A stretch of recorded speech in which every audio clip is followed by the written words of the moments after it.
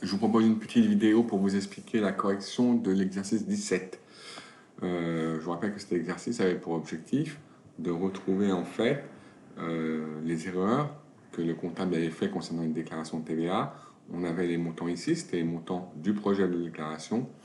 On devait ici pouvoir déterminer s'il y avait eu des erreurs et les justifier afin de pouvoir déterminer après le montant exact des montants qui auraient dû apparaître dans la déclaration de TVA.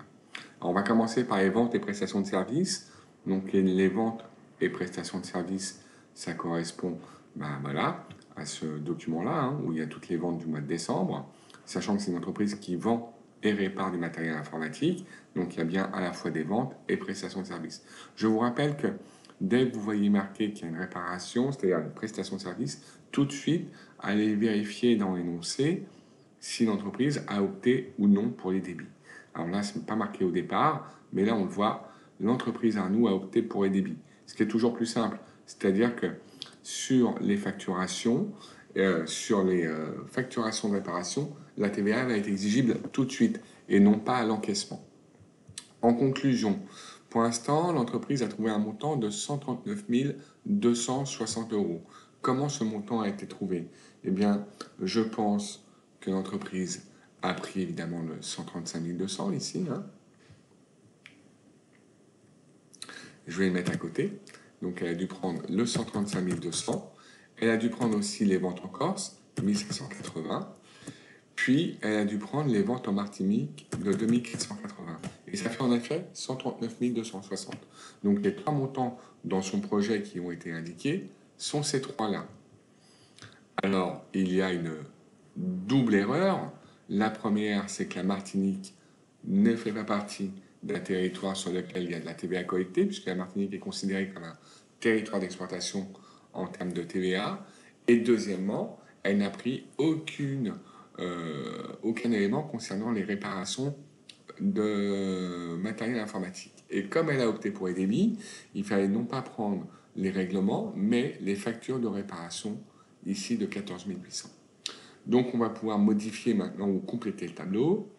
L'erreur, c'est, il y en a une 2. Donc il fallait donc ne pas prendre la Martinique, les ventes en Martinique, parce qu'elles ne sont pas soumises à TVA. Ça, c'est la première erreur. Deuxième erreur, il y a donc il fallait prendre en compte, mais je vais essayer d'agrandir ça. Il fallait donc prendre en compte la facturation des prestations de services.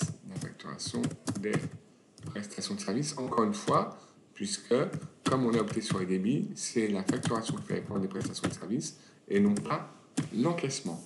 Donc, le bon montant ici, il y avait les ventes en France, évidemment, 135 200, auxquelles on rajoutait les ventes en Corse, et le montant des prestations de services, 14 800. Donc, le bon montant, ça correspondait à 151 580 euros. Voilà, donc c'est une erreur classique. Une autre erreur classique, c'est de prendre les prestations de services encaissées et non facturées quand on a opté pour les débits, ou vice-versa, prendre les prestations de services facturées et non celles qui ont été encaissées lorsqu'on n'a pas opté pour les débits. Deuxièmement, il y avait une deuxième ligne à justifier qui concernait les acquisitions intracommunautaires. Je vous rappelle ce qu'est une acquisition intracommunautaire. Ce sont les achats que l'on a fait de marchandises ou même d'immobilisation en provenance de l'Europe. Et là, eh bien, les achats, il faut aller voir ça dans les achats. Donc les achats, voilà, là on a fait un achat dans l'Union européenne pour 11 400. Apparemment, c'est le seul qui a été fait dans l'énoncé. Et ce n'est pas le montant du projet, parce que le montant du projet est, lui, de 26 200. Alors, quelle erreur a encore fait le comptable? Eh bien, en fait, le 26 200, on le retrouve ici. Et il ne s'agit pas d'achat, mais de vente dans l'Union européenne. Et je vous rappelle que quand on vend dans l'Union européenne, il n'y a pas de TVA collectée, puisque c'est un territoire extérieur au régime interne français, et donc on ne collecte pas de TVA. C'est le pays, c'est le client qui s'occupera de la gestion de la TVA avec son pays. Donc là, l'erreur, c'est d'avoir pris les ventes alors qu'il aurait dû prendre les achats.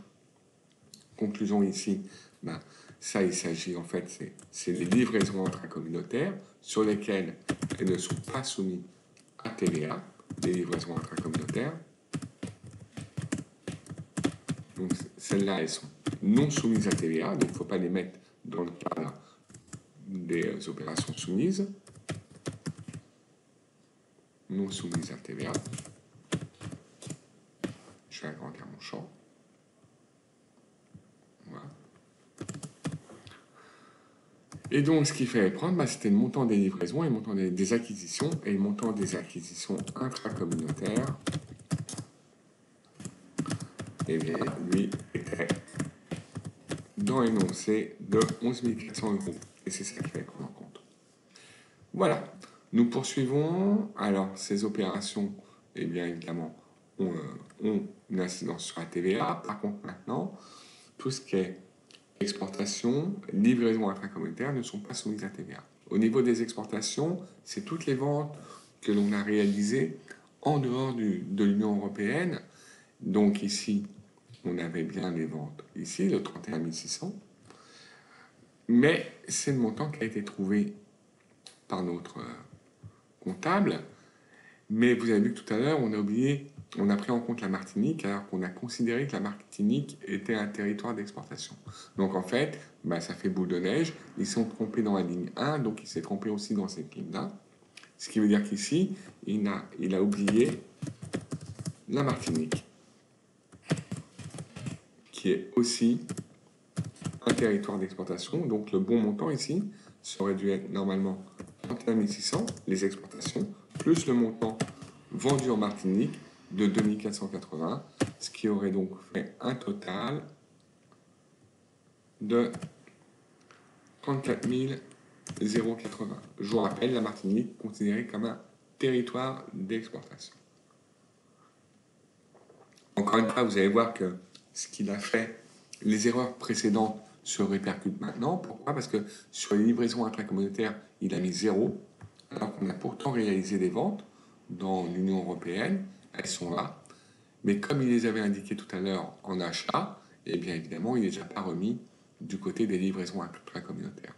Donc là, il fallait bien mettre 26 200, le montant des livraisons intracommunautaires. Alors, je vous rappelle que sur les ventes et prestations de services ainsi que sur les acquisitions intracommunautaires, je vais vous faire un petit fond. Ici, il y aura de la TVA collectée qu'on appelle aussi de la TVA brute. Donc il y aura de la TVA collectée et de la TVA brute. Par contre, sur tout ce qui est exportation et livraison intracommunautaire, il n'y a aucune TVA collectée puisque c'est le client que l'on aura facturé qui va gérer le problème de la TVA avec son pays afin de bénéficier du taux de TVA de son pays et pas du taux de TVA français. Donc voilà, ça c'était pour le haut de la déclaration TVA. On rappelle qu'on doit aussi indiquer en ligne 17 la TVA sur les acquisitions intracommunautaires. Dans une déclaration TVA, ça se fait en ligne 17. Donc la TVA sur les acquisitions intracommunautaires. Lui, il a mis 0, il s'est trompé parce qu'il faut remettre ce montant-là de 11 400 et il faut calculer la TVA par rapport à ça. Donc comme le taux de TVA dans cet énoncé c'est 20%, il fallait faire 11 400 fois 20% et ça nous donnait le montant de la TVA intracommunautaire qui, je rappelle, fait partie de la TVA brute, c'est-à-dire de la TVA collectée. Puisque pour pouvoir payer notre TVA sur les acquisitions intracommunautaires, comme on ne peut pas les payer aux fournisseurs, comme il n'y a plus de douane dans l'Union européenne, on paye la TVA en la déclarant en TVA collectée au niveau de la déclaration TVA. Poursuivons sur maintenant la TVA concernant les achats. Donc on a deux types d'achats possibles, je vous rappelle, des achats d'immobilisation ou des achats de biens et services. Nous allons commencer avec les achats d'immobilisation. Dans l'énoncé, ici, vous avez un achat d'immobilisation qui fait en tout 21 400. Donc on aura le détail juste en dessous. Alors, on va regarder le détail de ces achats. On a acheté deux choses. on a acheté donc pour 21 400, on a acheté un véhicule de tourisme et un serveur informatique. Je vous rappelle qu'un serveur informatique, c'est un ordinateur. Hein. Donc, ce qu'il a lui noté, c'est 4 280 dans sa déclaration de TVA. Et en fait, ce 4 280, eh bien, c'est le total de ses IMO, 21 400 fois 20%. Ça fait 4 280. C'est-à-dire qu'il a déduit de la TVA sur l'ensemble de ses achats d'immobilisation. Mais, dans ces achats d'immobilisation, vous avez ici, je vous le mets en surbrillance, un véhicule de tourisme dans lequel la TVA n'est jamais déductible.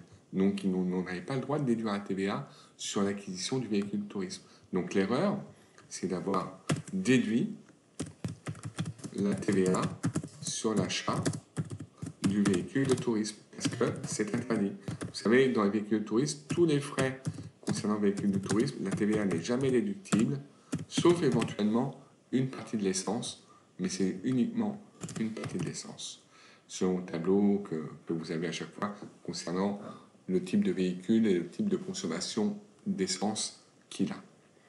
Alors là, conclusion, il fallait uniquement déduire la TVA sur le serveur informatique, donc le montant qu'il fallait indiquer, c'était 4600 fois 20%, c'est-à-dire un montant de 920 euros.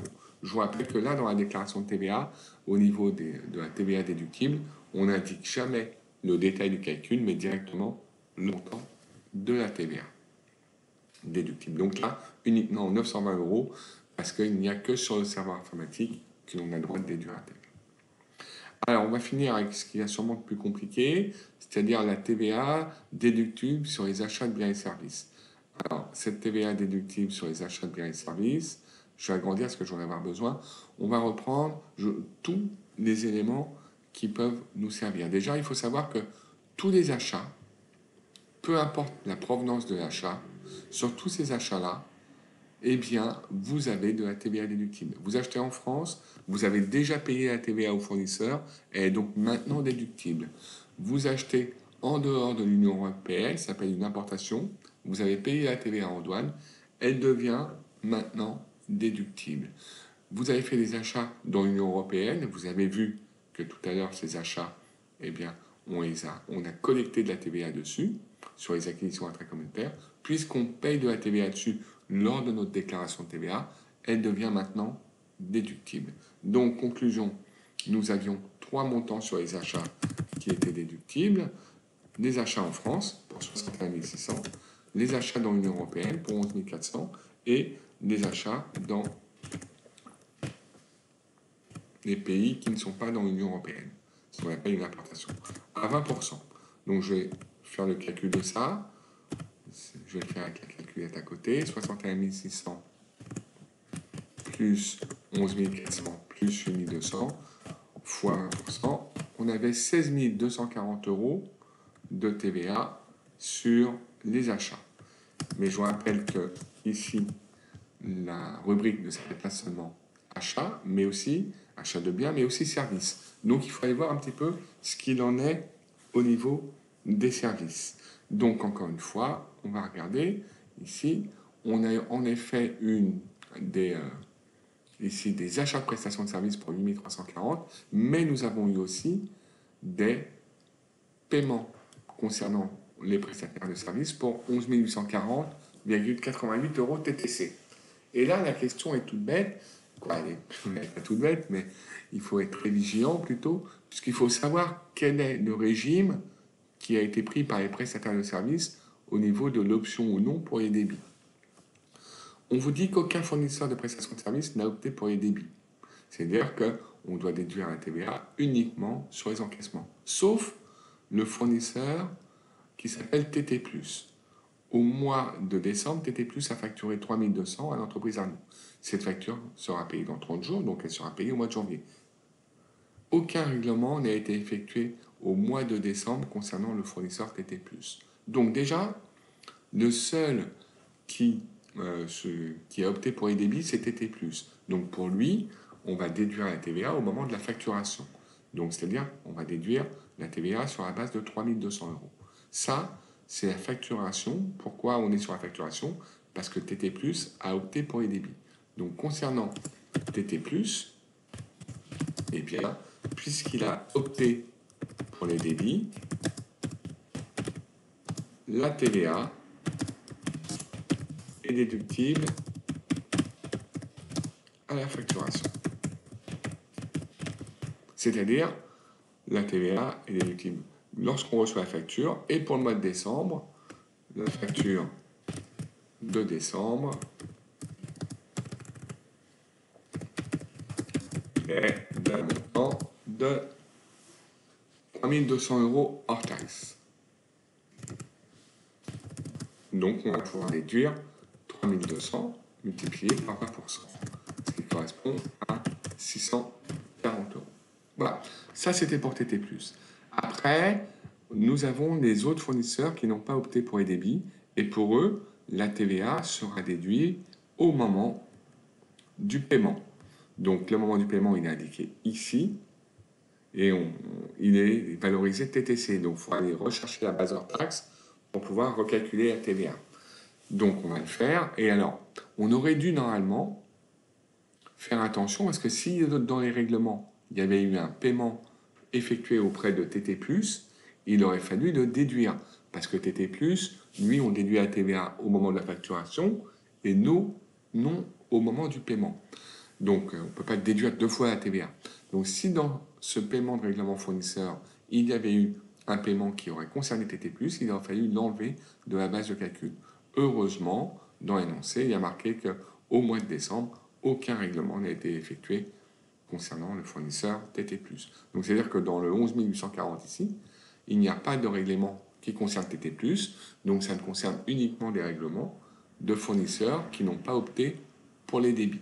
On va donc pouvoir essayer de retrouver la TVA sur ce montant TTC. Donc, je vais vous le mettre en dessous ici, en agrandissant un peu mon tableau. Hop, il apparaît en dessous maintenant, donc il est là. Donc 11 840, je vous rappelle que c'est une base, il est là, 11 840,88, c'est une base TTC. Donc je vais rechercher la base hors taxe, ce qui correspond à 11 840,88, voilà, je fais une erreur là, 11 840,88 divisé par 1,20. Donc là, j'obtiens la base hors taxe, qui est d'un montant de 9 000. Alors je vais vous le faire à la calculette pour que vous vous rendiez bien compte. 11 840,88 divisé par 1,20, ça fait 9 867,40. Et là-dessus, sur cette base qui est hors taxe, je calcule la TVA, donc 9 867,40 fois 20%, ce qui nous donne une TVA, on va le faire à la calculette, 9 867. 9 867,40 fois 0,20 de 1973,48. 1973,48 € de TVA. Donc, quel montant j'ai? J'ai celui-là, 16 000, ici, le premier, sur les achats. J'ai 640 sur la facture de prestation de service de TT+, que je prends au moment de la facturation, puisqu'il a opté pour les débits. Et sur les encaissements de prestataires de service, je prends 1973. On va additionner les trois montants, 16 240 plus 640 plus 1973,48. J'arrive à 18 853,48. Donc, vous voyez, le même montant. Donc là, il n'y a pas eu d'erreur. Il n'y a pas eu d'erreur. Ça correspond bien à ce moment-là. On arrondit toujours à l'euro le plus proche. Donc là, on va arrondir à 18 853. Et donc, sur la TVA, sur les achats de biens et services, eh bien, le comptable ne s'est pas trompé. Donc ici, pas d'erreur. Voilà, je vous ai donc fait un petit peu un topo de la correction de cet exercice. Vous retrouverez aussi ce corrigé en format numérique sur le site. J'espère que ça vous aura servi et je vous retrouve très bientôt. Au revoir.